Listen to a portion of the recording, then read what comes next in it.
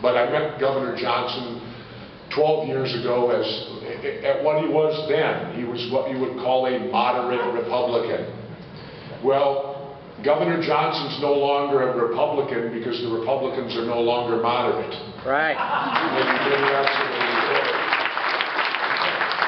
And so, of course, for people like Gary and myself, it just took Gary longer to figure out he doesn't belong in these two parties. I learned it 20 years ago or more that I didn't belong with them. I'm fiscally conservative, but I'm socially liberal. That means you don't fit. You don't fit. That means that we're smaller government, and it also means that social liberal is, I don't care what people do as long as they don't harm their neighbor.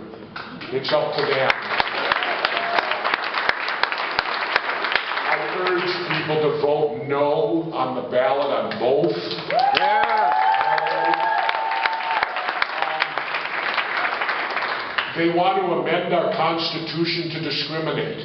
And that's purely what it is. It is the most flagrant discrimination you will ever see. I've been married 37 years now. It doesn't affect my marriage to my wife at all if two gay people want to make the same commitment. It's absurd. It shouldn't be even be on the ballot, and I'll tell you why. It's a civil rights issue.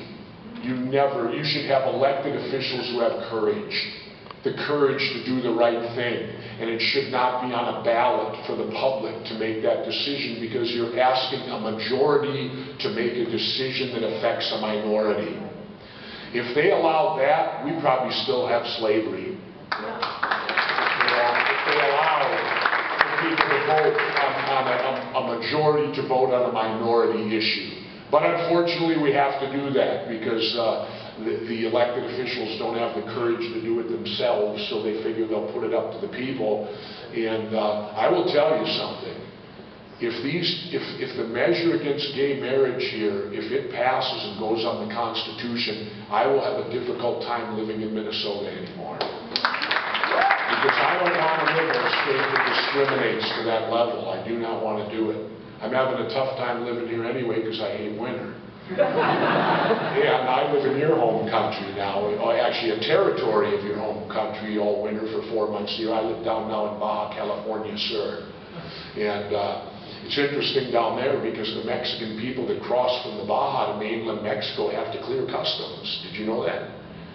They have to do that. They have to clear customs. So it's kind of a territory unto itself, but I love it down there. It's remarkable. But getting back to the message on hand, in light of our Supreme Court's recent decision that I think is going to destroy this country, that corporations have the same rights as individuals and that money is free speech, we need to start working by electing people like Governor Johnson and people of his ilk who will move to there we need to amend the Constitution. Because the only way that you can overturn a Supreme Court decision is to amend the Constitution. We need to amend it to state corporations do not have the rights of individuals and money is not free speech. I mean, think of this scenario today. A foreign country can decide your next leader here. All they have to do is form a corporation, plus there's no open disclosure. You know, if they're going to put these boatloads of money and buy our elections, they should at least have open disclosure so that we as voters know who's doing the buy-in. They don't even have to do that now. They don't have to disclose anything. I found out that I actually stole this from Gary unknowingly. I probably heard him say it somewhere and couldn't remember who. But he's given me permission to continue on with the message. I think all presidential candidates should be required to wear NASCAR racing suits. For those of you that ever watch NASCAR, like say the 48 Chev, Jimmy Johnson wins, and at the end, you notice they got all those patches all over the suit of their sponsors. Well, let's get those for their biggest donors, their biggest bribers, so that we then can have the ability to make an informed decision. Who owns this Republican or this Democrat? You notice what I call it. Who owns that? And who are they going to pay allegiance to? Who's bought them off? And so it's not a bad idea. You know, even though it gets a chuckle and all that. But getting back, this decision by the Supreme Court is going to be the downfall of our country. Because now a corporation, a foreign country could form a corporation, they could pump this money in here without any open disclosure and could literally control who your leaders are going to be. Used to be against the law. Corporations couldn't give to political campaigns. Used to be against the law. So you got a lot of work to do. And again, I know I'm preaching to the choir here, that's why you're here. But we've got to go out, we've got to educate people, and we've got to get a new mindset. When you run as a third candidate, mainstream media, they're the culprits too. Because what do they tell when I ran? Well, if you vote for Jesse, Jesse can't win. It's a wasted vote. How many people have heard that? Yeah. Wasted vote. I'd like to change that mindset and reverse it. And state that if you vote for a Democrat or Republican, you've wasted your vote. Yeah. Because you're going to get the same thing. It does not matter. There will be no change.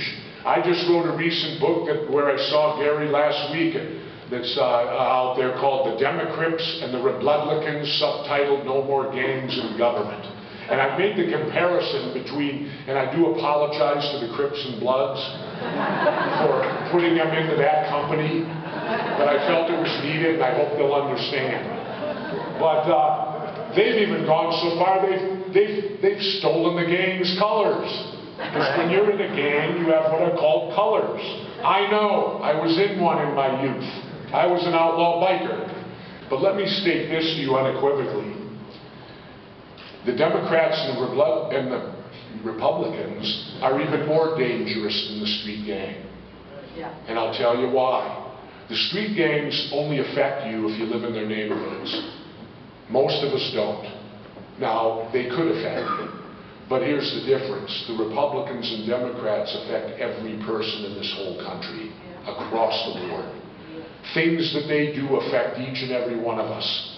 And it is time to end, as I like to quote my friend Ralph Nader, the two-party dictatorship. Because that's what it is. When I taught at Harvard in 2004, I did a class called How Pro Wrestling Prepares You for Politics. And it truly does. Because in pro wrestling, Murphy's Law will always be there in a match. Anything that can go wrong will go wrong, so you got to be able to think on your feet. Same as in politics. In pro wrestling, the way you sell yourself and make money is to, at the microphone.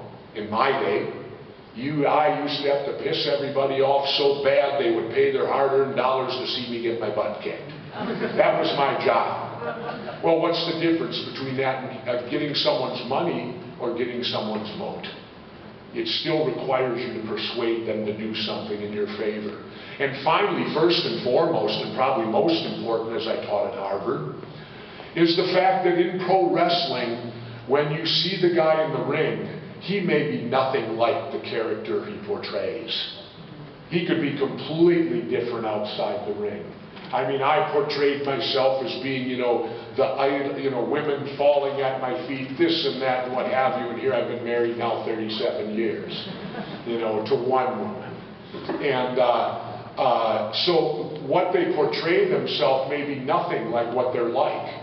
And I think that goes on immensely with these Democrats and Republicans. What you see is not what you get with them. It is not what you get with them. So we need to work hard to get Gary Johnson as many votes as he possibly can. Because the more votes Gary gets, the more scare it's going to put into the system. The more frightened the system is going to become. And then, of course, you're going to see them do drastic things. I don't know how many of you are familiar with what happened back in the Perot days. But I'll tell you quickly. Ross Perot in 1992 got 1 out of 5 votes, and he also qualified for $30 million with the program they had for the next election. Well, at that point, the federal debates were under the League of Women Voters, essentially a fairly neutral group. That's why Perot was allowed to debate. Well, Perot scared them so bad in 92, along came 96, and it was Bob Dole and Bill Clinton now. And what happened? Because Perot scared them so bad in 92, the Democrats and Republicans took the federal presidential debates away from the National League of Women Voters, and they formed the Federal Debate Commission, which ironically is headed by two former gang leaders. Two of their gang leaders had it, so now they determine, the two gangs or parties determine who you're going to hear now in '96. So here Perot got 1 out of 5 votes, qualified for $30 million of our tax dollars in the program they had, and you weren't even going to be allowed to hear him because here's what went down in the back room. Dole did not want Perot in the debates because he felt it would erode from his conservative base. Clinton did not want debates at all because he was so far ahead, debates could only bring him down. They cut the deal, and of course it got rubber stamped by the Federal Debate Commission. You weren't allowed to hear Ross Perot in '96. And normally there's 3 presidential debates and 1 VP debate. '96, that was changed. Remember, Clinton didn't want debates? There was only 2 presidential debates, 1 VP debate, and because they controlled it so much, those 2 presidential debates were held on the same night as the World Series. Now, as good citizens of the country, we should watch the debate, shouldn't we? But we all know, as citizens of the country, given the 2, what do you think the majority of people are going to watch? They're going to watch the World Series. Done by design, people. Done by design. You know, it's interesting. They tell us in the private sector that competition is good. That's the essence of capitalism, right? Is competition drives prices down. The more competitors there are, the better deal it is for us, the people. Yet the hypocrites within our own government, competition is bad. They give you 2. It's very much like walking into the soft drink department at the store, and your only choices are Coke and Pepsi, both colas, one slightly sweeter than the other depending on your taste buds. That's what we have today. That's their idea of competition. The 2 gangs choose your president, and then you're made to pick from the 2 choices they send forward. Well, in the words of the late, great Jerry Garcia of the Grateful Dead, Jerry said, when made to pick the lesser of 2 evils, it means you're still picking evil. Think about that. If you're picking the lesser of 2 evils, you're still picking evil. So, and by the way, you notice I've got James Marshall Hendrix on my chest today. For those of you that don't know him as that, he's Jimi Hendrix, the greatest guitar player to ever walk the planet and ever will. Jimi Hendrix said something that I think we all need to remember. He said this: when the power of love overtakes the love of power, then we will have peace. I don't think I can say it better. Let me repeat it again. When the power of love overtakes the love of power, we will then have peace. And ladies and gentlemen, we need peace. I figured it out the other day. I've been on this planet 61 years now, and if you count the war on drugs, which is certainly a war, 20,000 of our Mexican neighbors died last year and the year before because of this idiotic war that the United States can control simply by legalizing. It'll end the murder. We're more afraid of marijuana than we are murder. So if you count the war on drugs and the Cold War, even though for the majority of the Cold War shots weren't fired, how much money was wasted on all the armaments of the 2 sides of the Cold War for 20 years in these standoffs. If you count them as wars, which I do, we've been at war my entire life virtually. Korea, Vietnam, Grenada, the list on Middle East now, it goes on and on and on. And apparently they want us to believe that the United States can't survive unless we're at perennial war. I'd like to try for once to see if that's true. I'd like for once to see, can we go 15 years of peace? We could have if they hadn't murdered Jack Kennedy. And you notice I said the word they. They. murdered Jack Kennedy. Lee Harvey Oswald didn't do it. Trust me on that one. You're too young, but trust me. I've been studying it for 20 years of my life now. So the start is now, and it's at a grassroots level for you to go out, for you to convince people to vote for Gary Johnson. I'm doing it every opportunity I get, and I use my way. You're wasting your vote if you vote for a Democrat or Republican, because you're going to get the same government. You know, Obama ran on change, and I made the statement a week ago, the only change I can tell between him and Bush basically is the color of his skin. The administration did the same. We're still holding people without trials. Habeas corpus hasn't been given back to us. We're expanding the TSA. They're busting the medical marijuana industry left and right. I'm sorry, I don't see no change. Nothing. The only way to get change in this country is for us to do it. And the way we do that is to stop electing Democrats and Republicans. It can start at the local level, it can go to the state level, and hopefully someday all the way to the federal level. Governor Johnson's blazing a path, and if we keep the momentum running, he will blaze the path for people that come after him. And that might be me.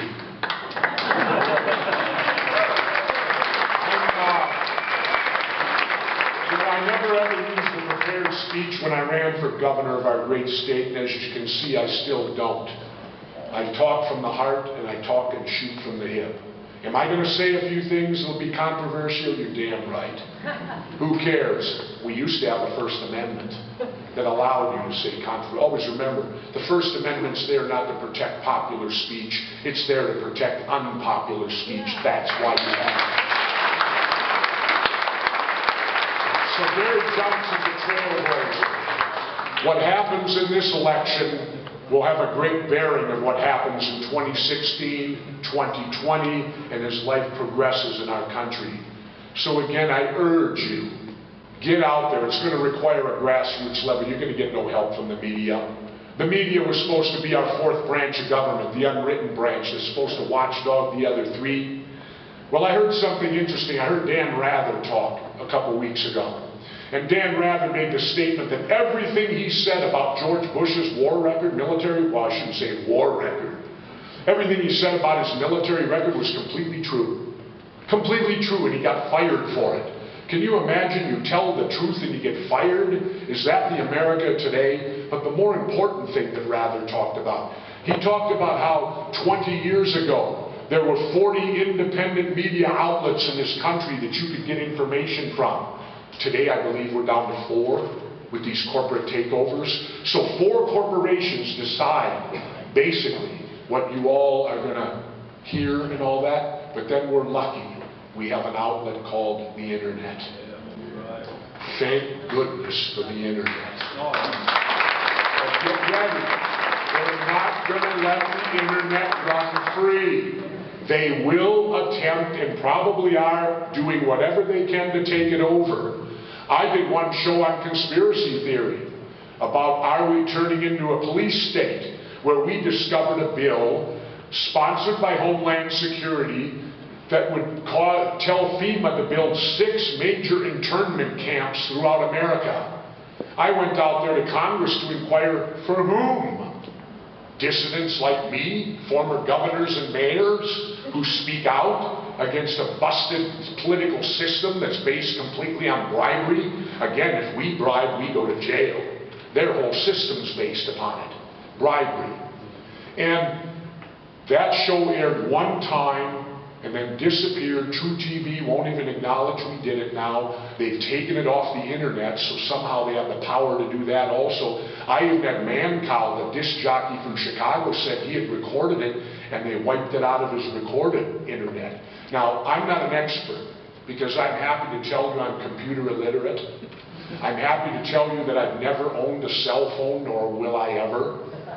Call me a dinosaur, but they ain't tracking Jesse Ventura. When you got all those other things, they can track you. And maybe that's my old military coming out in me again, you know. But again, we're at a critical state, ladies and gentlemen, of of what the United States is going to be into the future now, and where we've evolved from in the past. And let me finish by saying, I encourage everyone. I don't write my books now necessarily for money. I take no upfront money. Sure, if they sell good, I get checks down the line. But I challenge anyone to read my latest book, Democrats and Republicans, No More Gangs in Government. And if you vote for a Democrat or Republican after reading that book, then you are the problem. You are not the solution. How anyone, did you know 21 of them are convicted felons and we still pay their retirement? Convicted felons. They're all telling you, oh, Obamacare, government-run health care, no good. What hypocrisy. They have 5 choices of government-run health care. 5 of them. Most of us have maybe 1, many none. So my belief is that they shouldn't get anything that we get, that we shouldn't get. Why should an elected official get something that we as citizens can't have? Whether you agree with government-run health care or not, if they got it, we should have the option of it. Or take it away from them. One way or the other. You go one way or the other. Don't let them have anything that you can't have. Or vice versa. So I'll finish off today again by stating, I'm worried about this country. I'm worried about the direction it's going, and I'm worried for you, the younger people I see here. By the time a lot of this comes about, I may not be here no more. You know, who knows? It may take a while, but it's moving awful quick. And the choice is yours now. And again, I'm preaching to the choir today. It's up to you to go out and find a choir that doesn't agree and preach to them. That's what's got to have happen. You know, that is what has to happen. And I will proudly, this fall, cast my vote for Governor Gary Johnson for president. I never voted for a Democrat, and I'm not about to start now. And then as far as, I'll leave you with a little train of thought. I do things differently. Most of you probably don't even realize that when I ran for governor here, I only raised $300,000. I actually made more money doing the job than I spent to get it. I don't think there's an elected official of a major party in the last 50 years that can make that statement. And you know why I did that? My dad. My dad was a World War II vet, 6 bronze battle stars in Europe. And I can also say my mother was a World War II veteran. Not many people can say their mom was. She was a nurse in North Africa. And one day when I was 16 years old, my dad only had an 8th grade education. Came here to the Bohemian Flats down by 7 Corners down there where us Slovaks come from. And my dad said to me one day when I came home from school when I was about 16 or 17 in high school, he said, you know, all politicians are crooks. And I looked at my dad and said, come on, Dad, you can't make a blanket statement like that. They can't all be crooks. He said, yes, they can. You want to know why? I said, why? He said, because they pay $1 million for a job that only pays $100 grand. Now, in his basic 8th grade education world, you get what I'm saying. In the private sector, they would lock you up at Bellevue Mental Hospital in New York if you said you were going to go out and spend $1 million for a job that paid you less than you're going to make. Unless Gary wins, then I won't do anything. I'll happily go about my business and enjoy my country going in the right direction. But we all know it's going to be tough for Gary because what we have to demand is he be allowed in the debates. You can't win unless you allow him to debate. They know this. They're not dumb. They know you can't win unless you're allowed to debate. Why do you think they keep him out? Because they don't want to give him any chance to win. Because I proved in Minnesota, I was polling 10% at the primary. And 7 weeks later, I was your governor. Why? I was allowed to debate. I was allowed to debate. So we've got to open these debates up for more ideas, more people, more competition. Because in capitalism, competition is good. Well, if we're a capitalist country, then competition should be good in politics too. More as I said, there's a method to my madness always, and I have to stay loyal to my father. I don't know if it's possible to run for president and make more money doing the job than you spent to get it, but I still despise fundraising.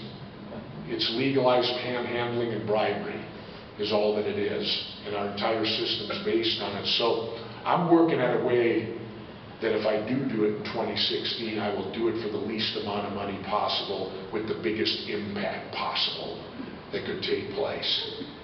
And I'll just say that, I'll leave you with this, you can figure out the rest. Howard Stern. Anyway, let me just say that. Sirius Radio doesn't fall on FCC regulations. They can't take Howard off the air. And I'll leave you thinking about that, because the FCC, so get ready, I'm sure they're going to try to take over Sirius Radio. They'll figure out some mechanism to try to take it over and this, that, and whatever. So I'll leave you just with those thoughts. But again, I'm going to take off now. Join me in voting for Gary Johnson, the former New Mexico governor, the former member of the Bloods, who saw the light and is now running independently, or independent as you can be, because the Libertarians stand for independency. So join me in voting for Gary. Cast your vote loud and proud. Don't be ashamed. Do not be ashamed. Tell them that you vote and you vote proudly for a third person, a third entity, because if we don't get that third entity, I don't know where our country's headed. So again, thank you very, very much. It was my pleasure to be here today. Keep up the good work.